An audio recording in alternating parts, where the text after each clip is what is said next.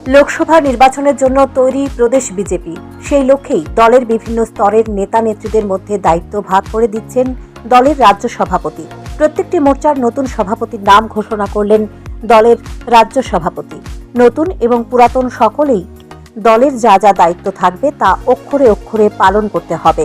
শনিবার প্রদেশ বিজেপি কার্যালয়ে একথা বলেছেন দলের রাজ্য সভাপতি রাজীব ভট্টাচার্য। তিনি বলেন, আর কয়েক মাস বাদেই দেশের লোকসভা নির্বাচন। এই নির্বাচনকে সামনে রেখে দল কাজ করে চলেছে।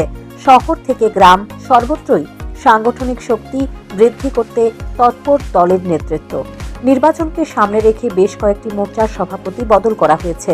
নতুন এবং পুরাতন সকলকেই দলের সেই দায়িত্ব যথাযথভাবে পালন করতে হবে। পাশাপাশি তিনি বলেন, রাজ্যে লোকসভার 2টি আসন রয়েছে। এই 2টি আসন নরেন্দ্র মোদীকে উপহার দেবে প্রদেশ বিজেপি। ভারতীয় জনতা পার্টির একটা পরম্পরা রয়েছে।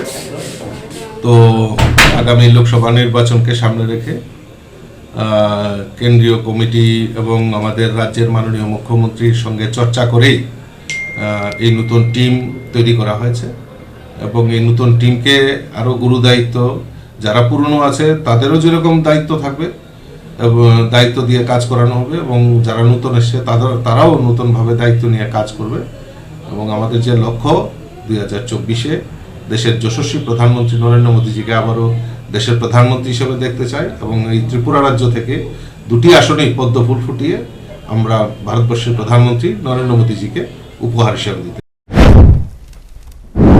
এদিকে মহিলা মোর্চার সদর আরবানের সভানেত্রী নির্বাচিত হয়েছেন বাধারঘাট কেন্দ্রের প্রাক্তন বিধায়িকা মিমি মজুমদার।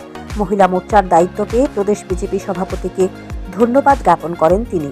সেই সঙ্গে যুব মোর্চার সিপাহীজলা উত্তরের সভাপতি নির্বাচিত হয়েছেন বিশালগড় কেন্দ্রের বিধায়ক সুশান্ত দেব। তিনিও রাজীব ভট্টাচার্যকে অভিনন্দন জানিয়েছেন। দলের রাজ্য কার্যালয়ে এসে প্রদেশ বিজেপি সভাপতিকে অভিনন্দন জ্ঞাপন করেন। Bureau report, news prime Tripura.